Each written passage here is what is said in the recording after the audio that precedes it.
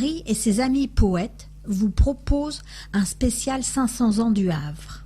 Casimir de la Vigne, né le 4 avril 1793 au Havre, Casimir de la Vigne était un poète et auteur dramatique.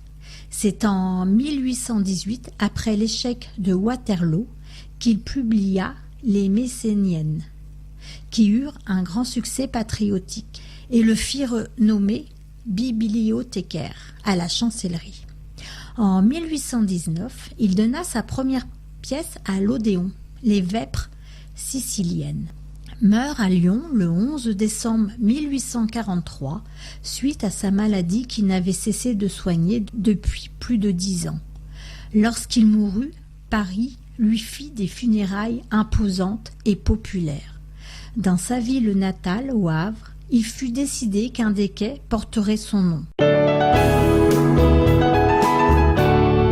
Et voici maintenant, épilogue. À vous, puissant du monde, à vous, roi de la terre, qui tenez dans vos mains et la paix et la guerre, à vous de décider si, lassés de souffrir, les Grecs ont pris le fer pour vaincre ou pour mourir. Si du Tage au Volga, de la Tamise au Tibre, l'Europe désormais doit être esclave ou libre. Libre, elle bénira votre auguste équité. Non, qu'elle offre ses vœux à cette liberté qui, des plus saintes lois, s'affranchit par le glaive.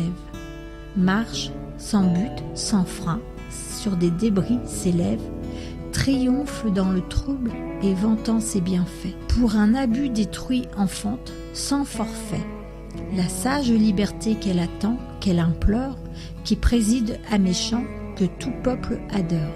Par le bonheur public, affermit les États. Créant des citoyens, elle fait des soldats. Enchaîne la licence, abat la tyrannie. Des pouvoirs balancés, entretient l'harmonie. Réunit les sujets sous le spectre des rois. Rapproche tous les rangs, garantit tous les droits. Et favorable à tous, de son ombre éternelle, couvre jusqu'aux ingrats qui conspirent contre elle. Ainsi, le chêne épais reçoit sous ses rameaux, défend des feux du jour ses immondes troupeaux, qui, cherchant à ses pieds leur sauvage pâture, des gazons soulevés flétrissent la verdure. Insultant vainement dans ses profonds appuis, ce tronc qui lui prodigue et son ombre et ses fruits, et les écraserait à ses vastes ruines, s'il pouvait de la terre arracher ses racines.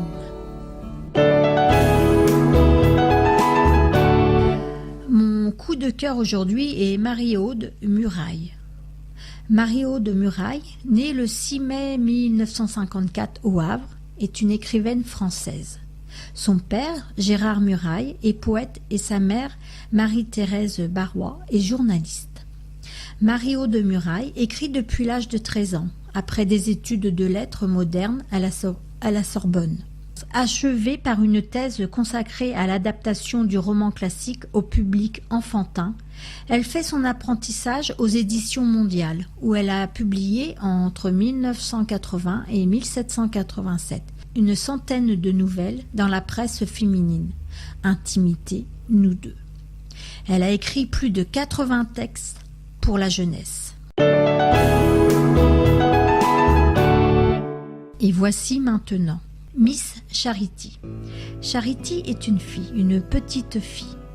Elle est comme tous les enfants, débordante de curiosité, assoiffée de contacts humains, de paroles et d'échanges, impatiente de créer et de participer à la vie du monde. Mais voilà, une petite fille de la bonne société anglaise des années 1880, ça doit se taire et ne pas trop se montrer, sauf à l'église à la rigueur.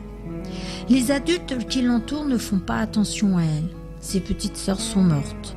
Alors Charity se réfugie au 3e étage de sa maison, en compagnie de Tabitha, sa bonne. Pour ne pas devenir folle d'ennui, ou folle tout court, elle élève des souris dans la nurserie, dresse un lapin, étudie des champignons au microscope, apprend Shakespeare par cœur et dessine inlassablement des corbeaux. par tant de neige, avec l'espoir qu'un jour quelque chose va lui arriver. Marie et ses amis poètes vous donnent rendez-vous mercredi prochain. Au revoir.